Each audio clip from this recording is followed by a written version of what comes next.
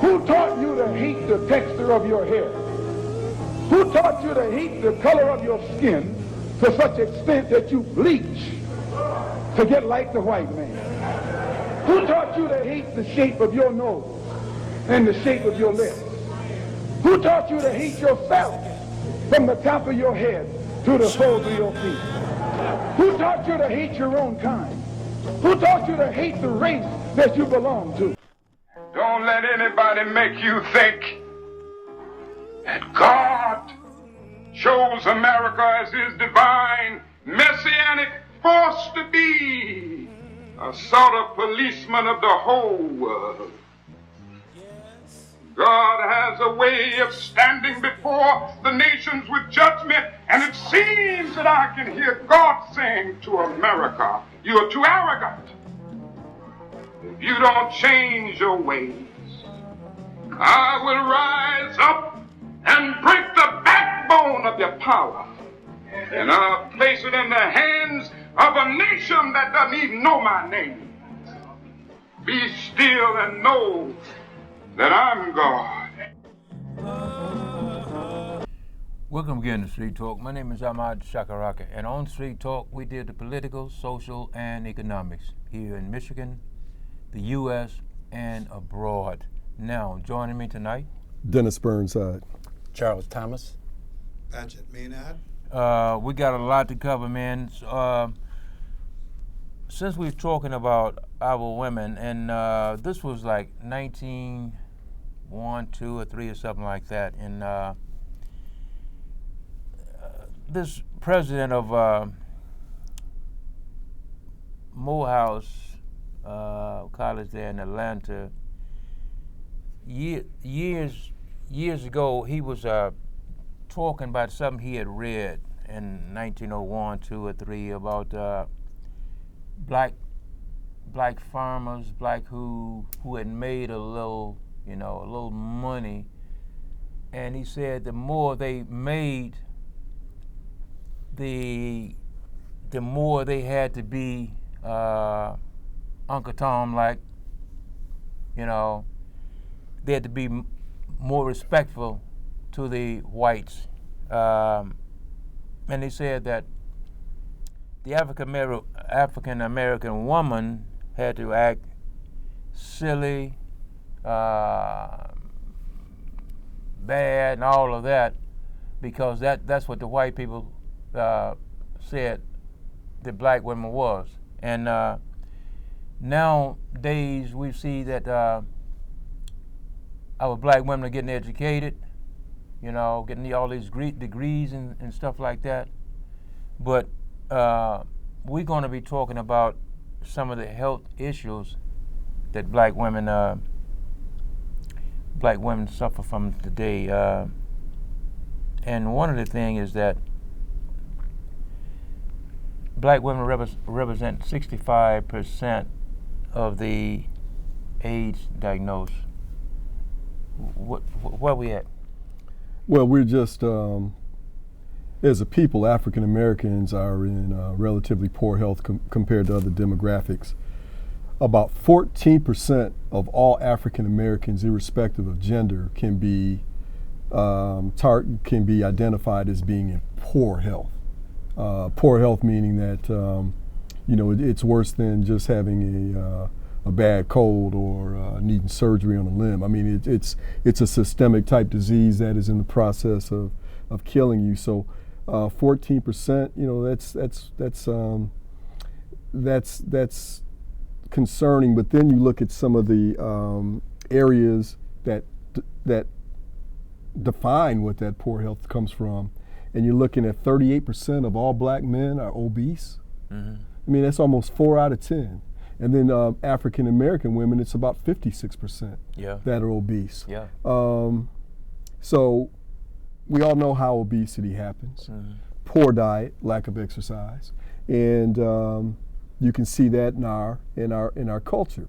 You'll go to some of these churches where they'll have a repast after a funeral or a certain Sunday of the month where they'll have a meal, and there's food that tastes delicious. You know, I think about it, my mouth starts wandering. But you know, you're eating your fried chicken, you eating your beans made with lard, you're eating your cornbread made with lard. You know, the sugar and all the sweets, and you eat until you get the itis because you've overeaten. Yeah. So your blood can't get to your brain because it's too busy trying to help you digest. Right. And then you go to sleep. And so you're sedentary on top of all that food you ate. And you know, we see this over the holiday season, and of course it happens year round with some communities having food deserts where you can't go to a grocery store and get fresh grown produce, stuff that came out of the ground. So you combine all of this stuff together, you're looking at the reason why we have such a poor health profile. And again, most of it's due to lack of exercise and very, very poor food choices. Now it says African American women experience unintended pregnancies 3 times the rate of white women. Chuck? Yeah. What do you think happening there? Well, I'd like to comment on some things that Dennis said too about, you know, like if you keep eating the same thing that your parents are eating, you'll keep getting the same results health-wise. Yeah. That's why a lot of people think that like diabetes, type 2 diabetes is hereditary. No. No, you keep You eating eat the same poison that your parents ate that got Yeah. them sick. Right. So now it's making you sick. It's Right. going to make your children sick. Right. It's not hereditary, it's your choices. Yeah. And getting back to the family, I think we as a people are lacking in the areas of commitment, purpose, an excitement for the future generations. We stuck living in the moment, but we seem to keep slipping back. Nobody understands the horrific psychological effect that slavery had on us as a people. And you can't explain it to somebody that hasn't been under that horrific pressure. Okay. So from a psychological perspective, we have to deal with rebuilding the family. Everything that slave masters took from us, we have to somehow regain those very important issues to sustain ourselves and become more productive and more competitive among ourselves to get our children more involved in the math that was stolen from us, you know, in the arts, and, you know, become more of a social scale. I'll agree. Now it says black women are 4 times more likely to die from pregnancy-related causes, such as hypertension and other racial, other things that in our racial thing. Well, if you look at the poor health of black people in particular, you also have poor access to health care. Okay. So people who have good health insurance and they have reasonable deductibles and they have reasonable co-pays, they go to the doctor and they're relatively healthy. But many of us don't have insurance, a very good insurance. Do you really have insurance if your deductible is $6,000 a person in your family? Okay. Is your insurance really insurance if your copay is $500 or $100 for an office visit? Is it really insurance? Or is it something that you're paying that really has no value? So because of that, people don't get the prenatal care that they need as pregnant women. So they run into these type of crises at the time of the birth of the child, where diabetes manifests itself, where complications during the delivery can put the mother and the child at risk. Something like fibroid tumors that are diagnosed, which are very common in black women. So if you don't go to the doctor, you don't go to the dentist, and then you have a period of time or a particular instance where you do need to see a doctor, like delivering a child. There's no surprise that any complications that can result from the birth of a child are more likely to manifest themselves in black people, because we just don't have or are able to avail ourselves to the prenatal care, just as your example there, that the dominant demographic has. And so there's no surprise that we have more stillborn babies. We have more women die during childbirth. We have more complications and detrimental outcomes, even if the child and the mother live. Lack of prenatal care, lack of dental care, the poor diet, heart disease. We lead all demographics in heart disease, Mental cancers, mental health. You know, you were earlier talking about the impact of enslavement on us.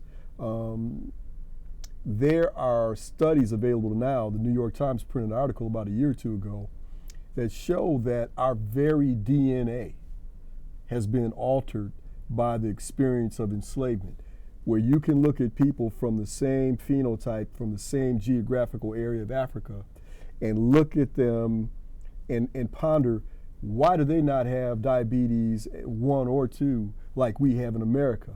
Why don't they have the same rates of cancer and heart disease that we have in America? We're almost identical in our DNA, except for they didn't have that trauma. They didn't have that trauma of living under constant terrorism and pressure and economic deprivation to the extent that the enslaved Africans had here in America. And then on top of that, you throw in the everyday stress just from living in an environment with poor access to resources, from ability to pay rent, ability to pay for your car insurance. You know, one little crisis and all of a sudden you've got a bill that comes in for $300, and where are you going to get the money? I was just reading an article last night that was talking about in places like Ferguson, Missouri, where you had the Black Lives Matter movement blossom. You have people there who are working class people who live literally paycheck to paycheck, being targeted by the city for traffic stops because that's 25% of their budget. So you pulled up to a stop sign. You didn't stop completely. Here's a $50 ticket. You're going 26 and a 25. Here's a $100 ticket. Well, now you got to make a choice. Do I pay my rent or do I pay this ticket? Do I buy my enough food for the table, or do I pay this ticket? If I don't pay the ticket, next time I stop, they take my car and they put me to jail. Now I lost my job and my means. So all these things are interconnected and interrelated. But the things that we can control, that are within our control, we should. And that's like when you go to the grocery store, stay away from the processed food, buy something that grew out of the ground. If you're going to make choices about what you put in your body, make sure it's a healthy choice. After you eat, and when you eat, don't eat to the point that you're a glutton and you have to feel like you're full. Like it's your last meal. Eat enough to be satiated. But don't eat till you're almost falling over. And then go take a walk. You know, if you don't belong to a gym, if you don't go to Power Fitness or the Y or whatever, okay, a lot of people don't do that. Maybe they can't afford it, they're not interested, they don't have time. Okay, but get up, take a walk. All they do is go down the block. Do a couple push-ups. There's a way to do or these grow a things. garden. Therapeutic. And I want to speak again on what Dennis just said. You know, like everybody thinks, it's always been slaves, you know, and, you know, get over it, you know. But the thing that we have to understand, shadow slavery, when a man hang you for looking at him. I heard a story just recently. A black man was driving down the street down in Alabama, and a white lady was standing in the middle of the street, and he honked the horn. And the white lady came around and said, "Nigga, you stay right there. I'll be right back." And she thought that man was going to stay there. He went home, grabbed his family, and went to Chicago. But the stuff like that, it was just how they demasculized the black man. You know, they didn't just hang you. They neutered you. You know, they beat you. They just did. And so when you try to explain what slavery was, you know, and people that haven't been through that, they say get over it.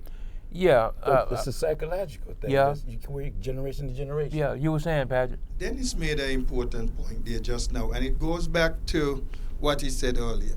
The Africans, our own people from our own regions, all but this one little thing that slavery may have been the cause of.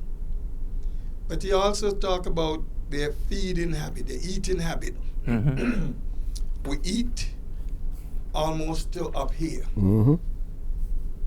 But then we don't exercise. You go over to Africa, they walk, they run, they dance. You know, after a meal, they have some kind of dance They going grow on. their own. So a lot of these things that they do, we have dropped it. And for us, it's easier to jump in a car and go 2 blocks than to walk it. I remember one time I suddenly realized I'm going by my friend just down a block. Mm-hmm. But I drive down to his house. Mm-hmm. So I had to decide, okay, no, I'm going to walk. So I left my car. Mm-hmm. You know, we could unconsciously stop doing the things we need to do. That's part of the health issue. Mm-hmm. I couldn't agree more, Paget. I live, I'd say maybe an eighth of a mile from Kroger's. So why would I jump in my car? I'll just walk over there, get a little exercise, carry the bags back. I've got a little cardio and a resistance workout, and I've added to my health profile. Instead of taking the elevators, I take the stairs. There's little things that you can do daily that may not seem like an exercise program, but certainly enhance your health profile just by doing the little things, just taking a walk, just taking a walk. When I was Anybody back can home do in that. the Caribbean, I mean, walking 3 miles was normal for us. Right. Oh yeah, yeah. I would leave where I live. I'm gonna go a few miles, maybe 2.5, 3 miles. I might take a bus or so from there, go another 2 miles, 2 miles over, practice cricket or soccer, and then I'm going to walk all that journey back home when I'm done. Mm-hmm. So I was in good shape. Of course. But now I jump in a car. Mm-hmm. You see, and that's one of the things we don't look at. Plus, you talk about the food or the lard and whatnot. Man, if you're using all this stuff and not doing something to burn it off, it's going to stay on you. Oh yeah. Right around the waist. Yeah. Yeah. No question about it. Diabetes is coming. Yep. It says birth rate for black teenage girls, 15 to 17, 15 to 19, decreased by 7% from 211 to 212, 13 to 14. Well, that's no surprise. Who was president in 2011, 2012? So you have it's teen pregnancy is usually a manifestation of ignorance. Young people are or shame. Young people are being ignored or neglected in terms of education, where you can have a conversation with your young man or woman and say, you're at an age where we need to discuss sexual health. Yeah. And whether or not you're sexually active isn't the point. Inevitably, you will be. Right. Right. So what do we do to prepare you for that day? Or do we pretend that it's a sin and you're going to go to hell and you better not let me hear about you opening up your legs, and next thing you know, you got a grandbaby. That's Yeah. the devil. Yeah. Yeah. Next thing you know, Yeah. you got a grandbaby that you didn't expect, and of course, now that child is going to be raised with the same maladies, maybe the lack of resources that the child who had the baby was. But the reason why it goes down when it goes down is all of a sudden people are able to talk frankly about birth control choices. They're able to talk frankly about their own self-esteem and their own psychological strength to say no. So when you empower women make better choices than men. Any society you go to, and it doesn't matter what the race, when women are empowered, you have fewer children born out of wedlock, you have fewer unhappy children raised in single homes, you have fewer of the societal maladies that you do when you have men running things, telling women what they got to do with their bodies. You know, the abortion issue is one that just angers me, because if you tell someone they can't have an abortion because you have a moral objection to what they do with their body, okay. All right, well, do you raise that same objection when babies are being separated from their mother at 4 or 5 months and put in cages? Do you raise that same objection when these kids are being put in situations where they live in a food desert, where the nearest place that their mother or father can walk to, if they don't have a car or even drive to, that's not expensive, it's to some little corner gas station grocery store where they got to choose between frozen pizzas and hot pockets. You know, so those kind of things are all involved in the poor health profile of our people. You know, something too about these youngsters getting pregnant, apart from lack of education, there's the lack of supervision. There's the youngsters and older guys too, literally fooling them. Then there is the forced entry. They push themselves on these girls. Rape. A lot of these young girls you see with babies is rape. Mm-hmm.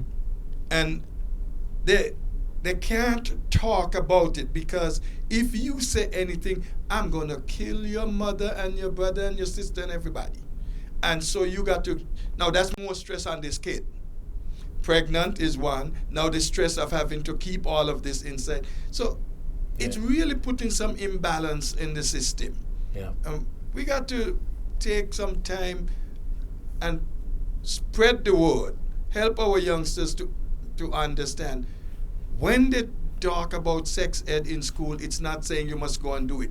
It's supposed to be telling you what not to do, how to avoid things. Mm-hmm. But some parents don't want their kids to be given sex education in school. Mm-hmm. So they get it from their peers who don't know any better anyhow. Right. Yeah.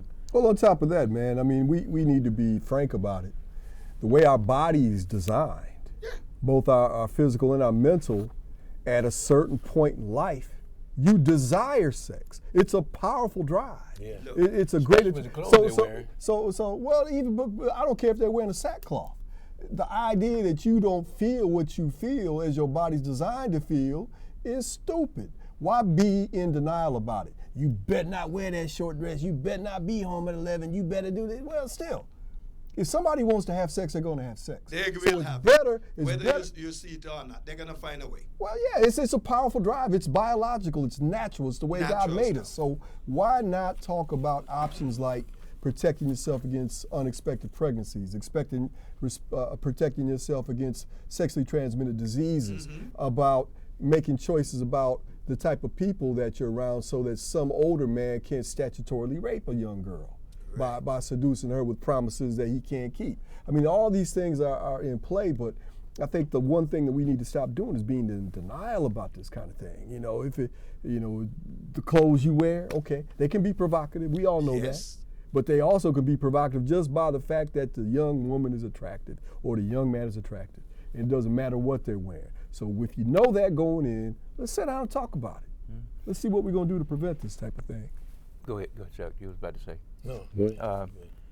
Now, I don't know about this because I've read something different, but it says only 21.4% of African American women had a college degree higher in 2010 compared to 30% of white women. I don't know where I agree with that because last year, I think I read it last year, that among all these different groups of women, black women was the number one highest attainment of grad degrees. Yeah. Yeah, of any demographic. Yeah. White women, Hispanic women, white men, black men, Hispanic men. Yeah. All underperform black women when it comes to get post-grad degrees. Right. And it's moving in the same direction with undergrad degrees. So educational attainment is wonderful, but some of those same women who are getting these masters and PhDs are also walking around with type 2 diabetes because they come home and they drink a liter of Mountain Dew and the first thing they have in the morning is a donut. So you know, you know the quantum physics and you know mechanical engineering and you know how to administer a school as a principal, but what about what you put in your mouth? Yeah. We got to stop committing suicide. We got to stop eating stuff that's poisonous to us. Yeah. Just because it tastes good and it's nice and crispy and you put some hot sauce on it, and it tastes good. Yeah, and be honest about it, but it does make it good for one you. of the things is that I noticed this because I go to the Y on Sundays. On Sundays, it's hard to see a black woman in there working out because I'm not. They went to church. I'm not down on them and all this. I'm just talking about what's real. But lots of them leave church and go eat. Of course. You know. They gotta go cook too. Well, you know, I'm just saying, lots of them They ain't even alone. They got a companion. Yeah, yeah, And that's a man. yeah, It ain't just black women. Those choices are endemic among our people. yeah. And Now, Go ahead. I go to the YMCA in the morning. okay, There's quite a few professional women there before they go to work. okay, Yeah, so they committed. And I go to the Y 3-4 times a week, and I see a lot of women. I don't go on Sundays, and I don't go on Sundays because I'm getting up eating pork chops after going to church because I'm too lazy to go on Sundays. That's my day to play the couch, but that's fine. Playing the couch and watching Netflix or games or reading books is fine. That's great. Yeah. If you also do the daily exercise and you eat right. Yeah, sometimes it's cool to vegetate, couch surf, but you can't do that daily. Right. Right. And I think moderation is important. yeah, yeah, You know, you got to be able to chew your food so you can taste your food. yeah, yeah, You know. yeah. Which Just we could talk about dental care. Yeah. We need more we need more participation in preventative dentistry. Yeah. Yeah. Or, you know, or the importance of how being gingivitis affects the whole body. yeah, Absolutely. You know, Yeah. and hygiene. The, Yeah. the inflammation that begins in your mouth can move to Right, your heart, can move right. to your brain, heart attack, stroke. I've got a very close friend who I grew up with. You know, our fathers were friends growing up, and we were so tight that I named my youngest son after him. Well, he had over the years he just always had poor oral hygiene, and it became inflamed, gingivitis, poor eating habits, middle age, stroke. Yep. And you could just see it coming. Hey man, hit the gym. Yeah. You know, you was the best point guard in our school in high school. Now you don't even work out. yeah, Stop eating that stuff, man. yeah, Yeah. You know Motion what? is lotion. yeah, yeah. Motion yeah, is lotion, yeah, absolutely, Chuck. Yeah. So all these things are connected. What do you think? Where we at now, and what do you think that we got to start doing more of and less of? Well, I think there's a lot of education going on now, and I give a lot of credit to the black churches where you're starting to see them have seminars or speakers come in and say, instead of using a pig foot, use a turkey leg. Yeah. Yeah. Instead of using lard, use vegetable oil. And, you know, instead of eating until you're up to here, like Paget said, eat enough that you're no longer hungry, Right, but right. you're satiated, but you're not full. You know, get up and walk around. People are starting to get that message, and I think it's know. having a positive effect. But we've got a long way to go. They even got dance classes in churches now. Yeah, Yeah. Yeah. Yeah. Which is good aerobics. yeah, Yeah. absolutely. You know, Dennis, there is a saying, when you feel you can take just that one spoonful more, quit. Mm-hmm. Don't take it. Yeah, yeah. Yeah. It's so many things that we as black people, we got to look at. I was talking to a guy about 2.5 weeks ago, and he said, "Well, my father's uncle, he lived to be 90 years old." I said to him, you know, maybe if he hadn't been eating that pig and all that, he could have lived 100 years. Yeah, you know. So, you know, it's a thing. But we got to go now. My name is Ahmad Shakaraka, and we catch you at the next block, down at the next block. Peace. Who taught you to hate the texture of your hair? Who taught you to hate the color of your skin to such extent that you bleach to get like the white man? Who taught you to hate the shape of your nose and the shape of your lips? Who taught you to hate yourself from the top of your head to the soles of your feet? Who taught you to hate your own kind? Who taught you to hate the race that you belong to? Don't let anybody make you think that God chose America as his divine, messianic force to be a sort of policeman of the whole world. God has a way of standing before the nations with judgment, and it seems that I can hear God saying to America, "You're too arrogant. If you don't change your ways, I will rise up and break the backbone of your power, and I'll place it in the hands of a nation that doesn't even know my name. Be still and know that I'm God.